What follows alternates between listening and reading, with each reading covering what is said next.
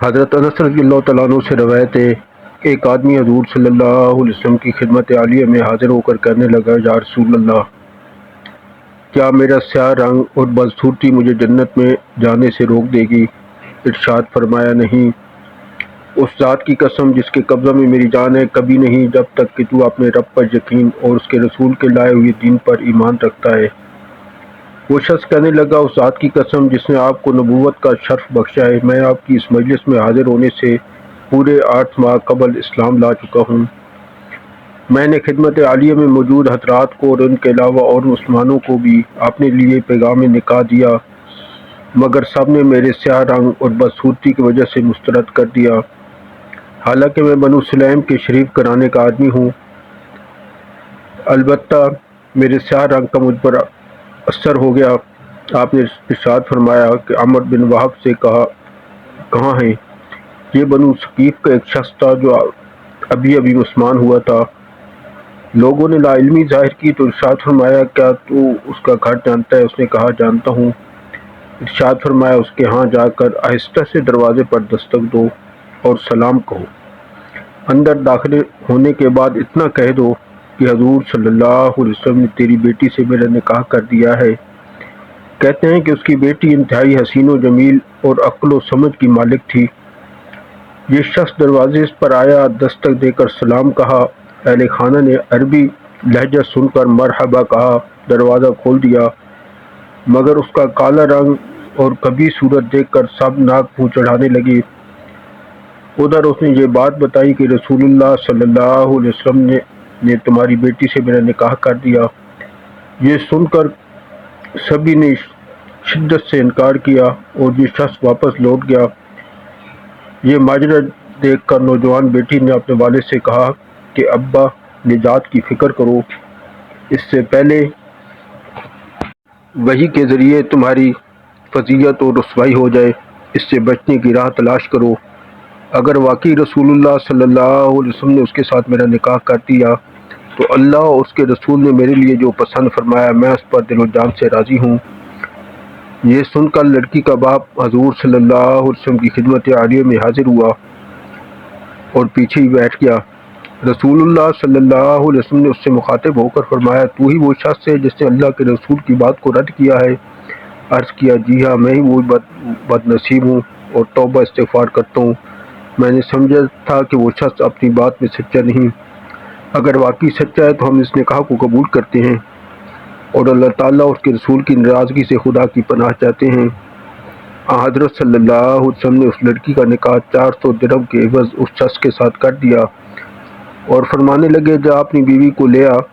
اس نے عرض کیا، اس ذات کی قسم جس نے آپ کو نبی برحق بنا کر بھیجا، میرے ہاتھ میں تو کچھ بھی نہیں ہے، اتنی مہلت چاہیے کہ اپنے آقا رب سے کچھ اکٹھا کر لوں۔ ارشاد فرمایا، تیری بیوی کا مہر اہل ایمان میں سے 3 شخص ادا کریں گے۔ حضرت عثمان بن عفان کے پاس جاؤ اور ان سے 200 درہم لے لو۔ انہوں نے 200 سے کچھ زیادہ دیے۔ اور حضرت عبد الرحمن بن عوف کے پاس جاؤ، ان سے بھی 200 درہم لے آؤ۔ یہ گئے تو انہوں نے بھی 200 سے کچھ زیادہ ہی دیے۔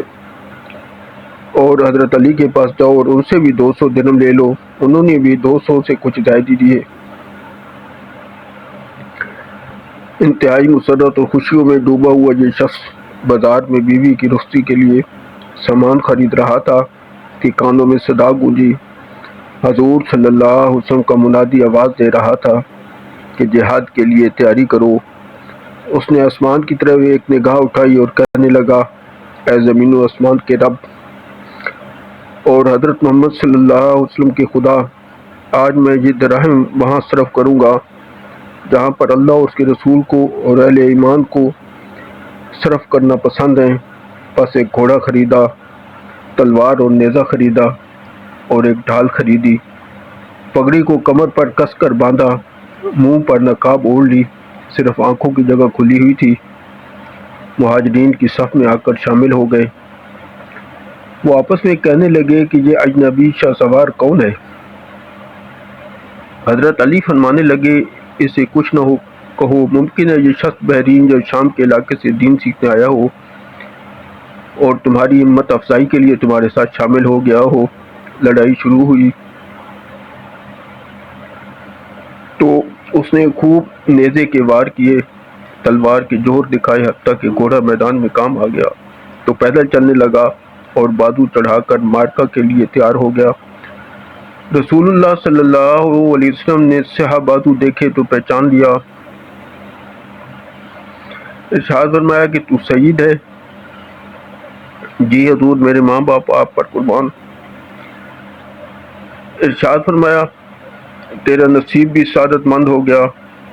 وہ نیزوں کے وار، تلوار کی مار سے دشمنوں کو چیت کرتا رہا، حتیٰ کہ آواز آئی کہ سعید شہید ہو گیا۔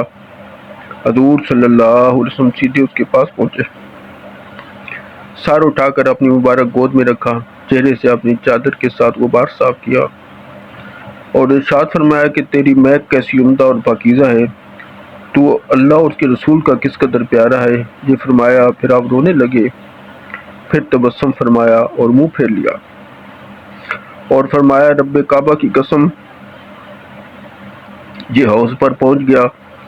ابو لبابہ نے عرض کیا یا رسول اللہ، میرے باپ باپ آپ پر قربان، حوض کیا ہے؟ ارشاد فرمایا وہ حوض جو میرے رب نے مجھے عطا فرمایا ہے، جو صنع یمن سے بصرہ تک چوڑا ہے، جس کے دونوں کنارے یاقوت اور موتیوں سے مرصع ہیں، جس کا پانی دودھ سے زیادہ سفید اور شہد سے زیادہ میٹھا ہے، جو ایک دفعہ اس سے پی لے گا پھر کبھی پیاسا نہ ہوگا۔ ابو لبابہ نے عرض کیا یا رسول اللہ، ہم نے دیکھا کہ آپ پہلے روئے، پھر تبسم فرمایا اور پھر منہ پھیر لیا۔ ارشاد فرمایا کہ رونا تو مجھے ساتھ کیے فراق کی وجہ سے آیا اور اللہ تعالیٰ کے ہاں اس کا بلند مقام دیکھ کر جی خوش ہوا اور ہنسی آئی، اور منہ اس لیے پھیرا تھا کہ اس کی جنتی بیویاں یعنی حوریں اس کی طرف بھاگی چلی آ رہی تھیں، جس سے ان کی پنڈلیاں اور پازیب بھی کھل رہے تھے، تو میں نے حیا کے مارے ادھر سے منہ پھیر لیا۔ پھر اس کے ہتھیار اور دیگر سامان کے متعلق فرمایا کہ اسے اس کی بیوی کے گھر لے جاؤ اور بتاؤ کہ اللہ تعالیٰ نے تمہاری بیٹی سے بڑھیا بیویوں کے ساتھ اس کی شادی کر دی۔ تو اللہ سبحانہ تعالیٰ ہمیں بھی صحابہ کی اتباع کی توفیق عطا فرمائے کہ جنہوں نے کہہ کے نہیں کر کے دکھایا، دین کے لیے کیسی قربانیاں دیں، ان قربانیوں کی وجہ سے آج دین ہم تک پہنچا۔ تو اللہ سبحانہ تعالیٰ اس دین کو ہمیں ان لوگوں تک پہنچانے کی توفیق عطا فرمائے کہ جن لوگوں کے پاس یہ کلمہ نہیں ہے۔ 600 کروڑ تقریباً انسان ایسے ہیں جو بغیر کلمے کی زندگی گزار رہے ہیں، اور جس کی بھی موت آتی ہے وہ ہمیشہ ہمیشہ کی جہنم میں چلا جاتا ہے۔ تو اللہ جتنے بھی انسان ہیں سب کو جہنم کے عذاب سے بچائے اور سب کو جنت الفردوس عطا فرمائے، آمین۔